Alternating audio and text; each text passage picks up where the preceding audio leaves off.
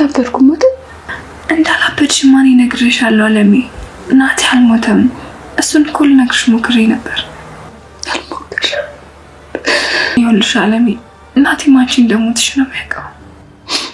በቃ አሁንማ ሞትን አልፈራም። ልጄ በህይወት ካለ ከፈለጉ ይግደሉኝ። አለሜ እንደውም ከአሁኑ ለመኖር መጓጓት የለብሽ። አዳምጪ። ልጄ ናትዬን አገኘሁት። ግን እባክሽ ትሁቴ እኔ እናቱ እንደምወደው ንገሪኝ። አሁን እኔ ከባድ አደጋ ላይ ነኝ። ከዚህ በኋላ ላልመጣ እችላለሁ። ናቲ አታሎሽ ምንም ነገር እንዳታወሪ። አታሎሽ? አዎ እንደምታየው እኔን እንኳን አልፈለገኝም። ስለዚህ የፈለገ መስሎ እንኳን ቢዋሽ እንዳታምኚው። እሺ ወደ ስራ ይሄድ። ቁጭ በይ ካልኩሽ ሳትነሺ አመትም ቢሆን ትቆያለሽ። ተነሽ።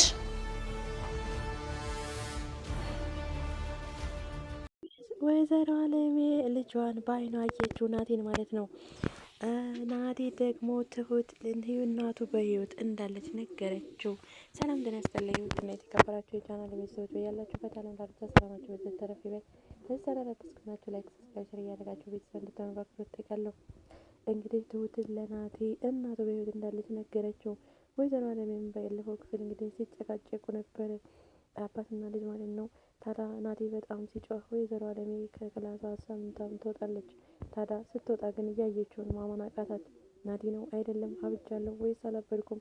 ደግሞ እንዳላበድኩ ትሁት ነግራኛለች በማለት ፈጣ ታይዋለች። ታዲያ አቶ ገዜም ፊት ለፊት ያያታል። ታዲያ አቶ ገዜም ሽጉጥ አውጥቶ ናቴን ያስፈራራል ማለት ነው። ታዲያ ሽጉጥን ያወጣው ወይዘሮ አለሜን ሲያያት ነበረ።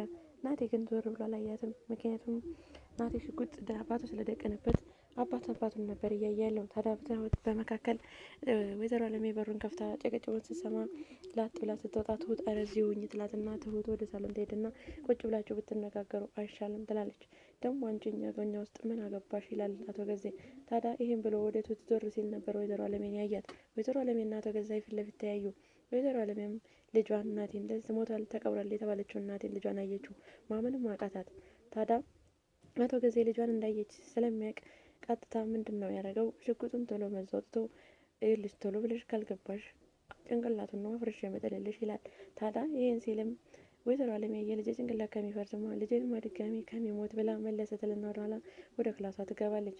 ታዲያ ዞር ይልና አቶ ገዜ ትሁትንም አንቺም ሂጂ ይላታል። ታዲያ በጣም ግራ የተጋባው ናቴ ምን እያለ ነው? ምን ትቀባጥራለህ? ግደለኛ ወንድርለህ ሽጉጥ ይዘህ አትልፈስፈስ፣ አትቀልድ፣ ግደለኛ ይላል። ታዲያ በዚህ መካከል ቤቲ ተው አቶ ገዜ ተው እያለ ቁጭ በሉና ተነጋገሩ ትለዋለች። ታዲያ በዚህ አጋጣሚ አቶ ገዜ ግን የእውነት ልጁን ሊገል ወይም ናቴን ሊገል ሳይሆን ሽጉጥን ያወጣው ሽጉጡን ሲያወጣ ናቴ ዞር እንዳይልና እናትና ልጅ እንዳይተያዩ ስለፈለገ ሽጉጥን አወጣ። ሽጉጥን አውጥቶ ናቴን ሲያስፈራራው ናቴም እንግዲህ ሽጉጥን ትቶ ዞር ማለት አልፈለገም እና ሽጉጡ ላይ ነበር የተጋፈጠው ማለት ነው። ታዲያ በዛን መካከል ወይዘሮ አለሜ ወደ ክላሷ ተመልሳ ገባች። እንድትገባ ማደረገ ማለት ነው አቶ ገዛይ።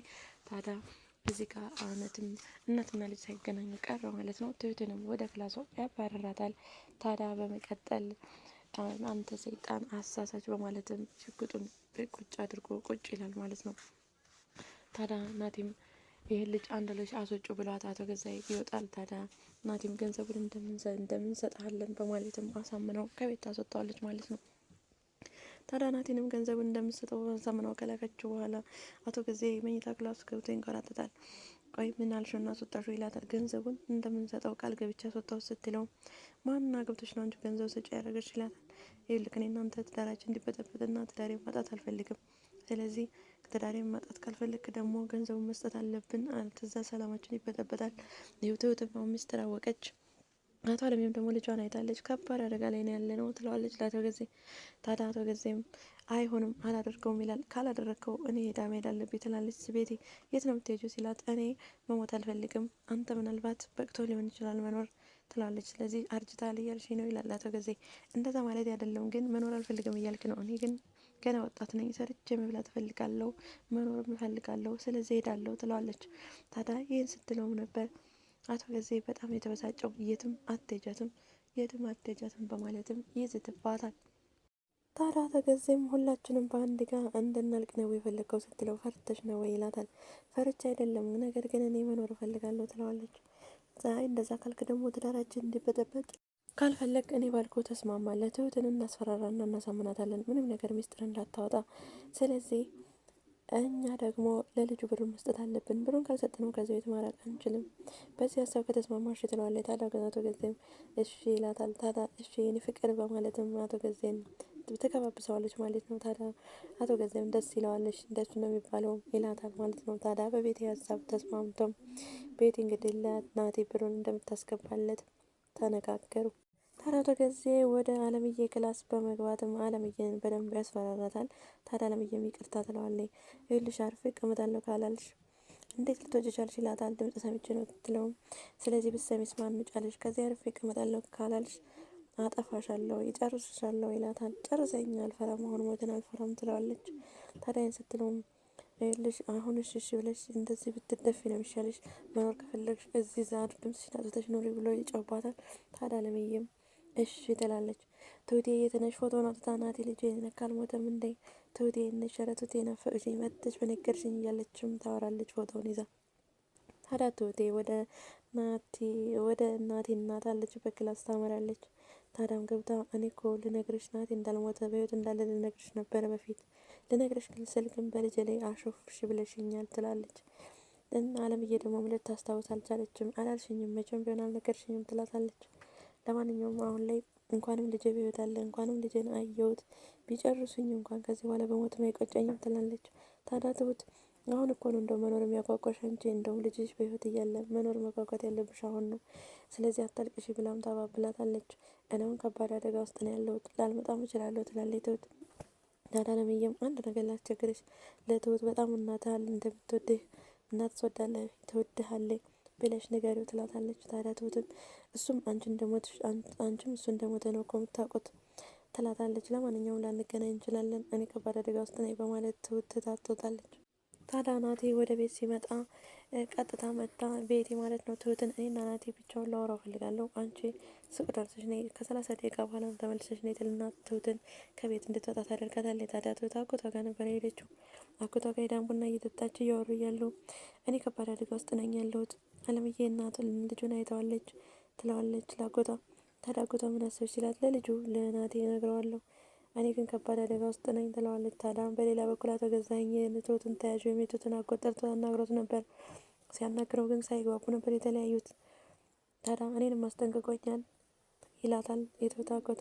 ለማንኛውም እኔ እነግረዋለሁ ግን ደግሞ ታዲያ እኔ ግን ማስጠንቀቂያ አልፈራም ይላል የትሁት አጎት። አንቺ ግን መፍራት አለብሽ፣ ገና ወጣት ነሽ፣ እኔ እንኳን ከእድሜ ገፋ ብያለሁ ይላታል። ታዲያ ትሁትም ለልጁ እንደምትነግረው ቃል ገብታ ወደ ቤት ስትመለስ ትደውልለታለች ለናቲ። ታዲያ ከናቲ ጋር ተገናኝተው እያወሩ እያለ ልትነግረው ስትል ቤት ታያታለች።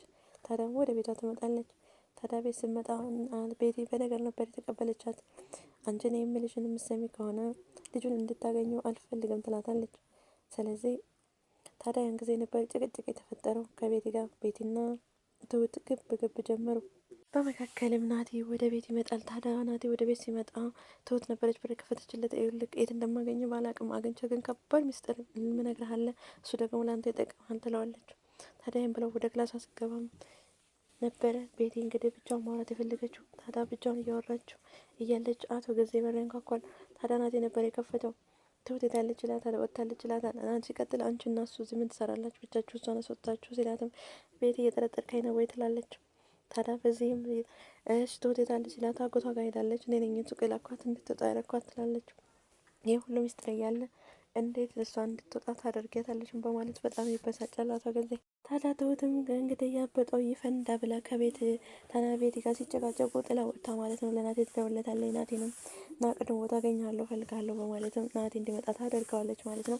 ታዲያ ለናቴ እናትህ እያለች ልትነግረው ስትልም እንግዲህ ቤቲ ተከታትላት ነበርና አይታታለች ማለት ነው። እንግዲህ ለናቴ እናቱ በህይወት እንዳለች ትሁት ነግረዋለች። ነገር ግን ቤቲ ደግሞ ትሁት እንደነገረችው ጠንቅቃ ታውቃለች። እንግዲህ ትሁትና የትሁት አጎት ምን ይበቃቸው ምን ይውጣቸው ይሆን? እናትና ልጅ ሲገናኙ ይሆን? እንግዲህ በቀጣይ ቪዲዮ ይዤላችሁ መጣ ይሆናል። በእርግጥ ደስ ብሎኛል።